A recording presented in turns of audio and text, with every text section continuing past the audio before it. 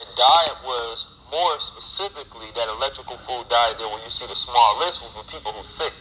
So it was a healing diet. Now don't get me wrong, most people are sick. You understand me? But the strictness was specifically with those restrictions to heal. When you talk about hearing all of the people that got cancers, or AIDS, or herpes, or all of those different things, it was to electrify that body, create all those restrictions so that no other chemicals, and this is the way I'm interpreting now after he said that, but I know a lot of people start off with that and they can't adhere to it, you understand me, because it was always meant to be like, you know, if you will, a medical guy. You understand me? Imagine a doctor saying, look, you got cancer, you can only eat this, that, and the third. But at the same time, I don't think there's nothing wrong with it just because most people in America are sick. No, facts. Just undiagnosed. Yeah, and there's a lot of genetic weaknesses going on too. Me personally, I would use and all much respect to Dr. Sebi, late great. He the one who ignited the flame in me that got me doing what I'm doing now. Honorable Elijah Muhammad was my first for How to Eat to Live. Man, that book is amazing. Yeah. Till this day. Yeah. Till this day. I mean, well, you know, a lot of people don't give it credit, but Honorable Elijah Muhammad sparked the whole entire health food revolution in America. I can agree with that. Yeah. I can agree with that. That's what Dr. Sebi said. Amongst many other things he's sparked. Oh, yeah. Amongst many other things.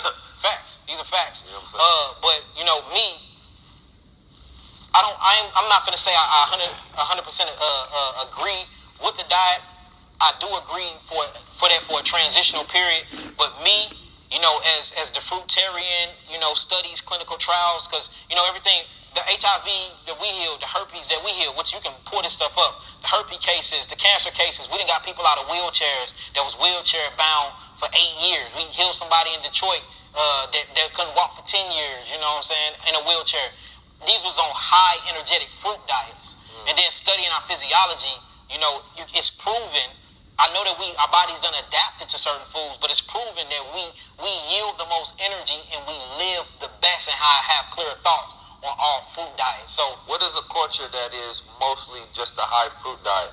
What do you mean? Like, is there a culture that you can look to, like in Africa, with some original people that to this day eat mostly just high fruit?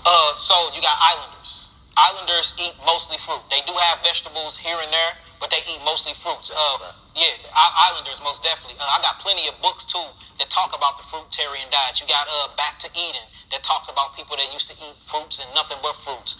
You also got Dr. Morse. He talks about the same thing. You got Dr. Laila Africa in his early books. He was talking about how we all came from that fruit diet. You know what I'm saying? And again, once you study the physical makeup and you put in the clinical trials, you know, we got 12 years in of putting people on all fruits and seeing what it does to the body. Not saying that these other diets, livid, should I say, because I hate the word diet, can't heal you, but I see fast healing, especially neurologically, is going to be on high energetic foods. You know, but you do have to put in, you know, genetic weaknesses, man. We genetically weak. And every time the child get older and have a baby, that's another genetic weakness. So we see fruits, people get on fruits and they get completely skinny. You start seeing a sunken face and, you know, they look malnutrition. But that's the genetics for us eating all these acidic forming foods that have been breaking down our tissues and breaking down our cells and our mitochondria. So now you get on these high foods and we got to put in the fact too that the ground is malnutrition. They done completely messed up the soil. You know what I'm saying? The fruits that you're eating now are lacking a lot of they phytonutrients and nutrition. Even the Sebi diet, a lot of this stuff is lacking the stuff that wood had in there hundreds of years ago because what they doing to the earth, man. So, but if you look at it from a physical standpoint, just physiology, you look at it from our small intestinal tract, even when you get into the pH balance of something called trypsin, amylose, the way our mouth and our salivary glands produce these alkalining breaking down agents, man, we are frugivores. You know what I'm saying? You can scientifically. I can't wait to hear a lot of, you know, your peers that's in the world of, you know, nutrition and health. You understand me? Give their review. Yeah. You understand me? If you will, about the ideas of more specifically purely eating fruit. You understand me? And I think it's definitely worth a try. I think this is where a lot of people have misconceptions about fruit when it comes to sugar.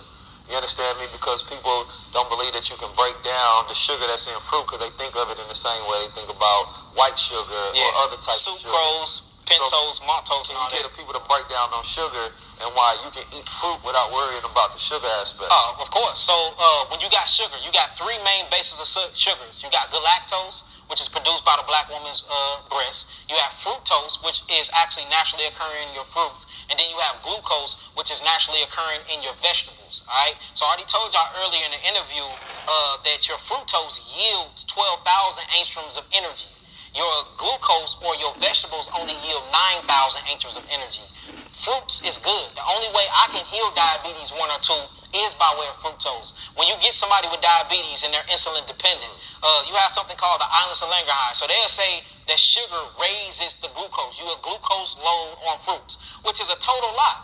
Every diabetic patient that I've had that had 1 or 2 hyperglycemia that had or diabetes mellitus, we healed them on an all-fruit diet with herbs. Now, this is the reason why. Fructose. When you eat fructose, fructose bypass the pancreas. The pancreas has something called the islands of Langerhans. You have the alpha cells, which produce glycogen. You have the beta cells that produce insulin. Then you have the delta cells that produce something called somatostatin. Somatostatin is a mixture of a growth pituitary hormone, and it's mixed with glycogen again.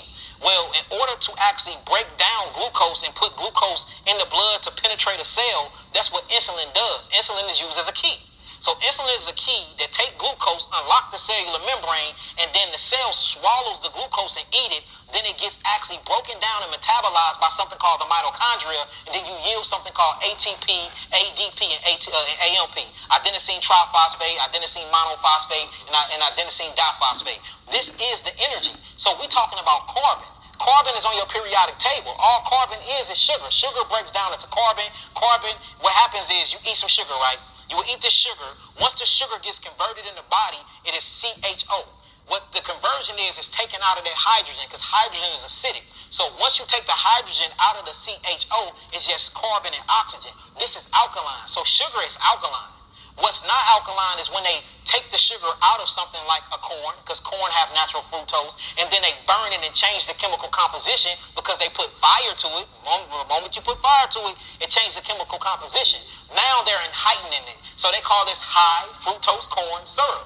Now it's no longer a fructose, it become a dextrose, or it becomes a pentose, which is a 5-sugar phosphate, or they call it sucrose. These things are called polysaccharides. See that we're not talking about monosaccharides. Monosaccharides is what's in your fruits, what's in your vegetables. Polysaccharides is what they're creating in these white man's laboratories. That's what's bad for us. But back to the fructose. Let me show you how amazing fruits is. If you are diabetic and your pancreas is down, because whether it got a fluke worm in it, Fascioloscus bursky worm in it, a hookworm, a throat worm, usually you find parasites inside of the pancreas when somebody is suffering from diabetes, and you find that mucus is down or the adrenals are down because the adrenals is in control of something called the autonomic nervous system. The prefix to autonomic is auto. These are things that runs on autopilot. Digestion is supposed to be on autopilot.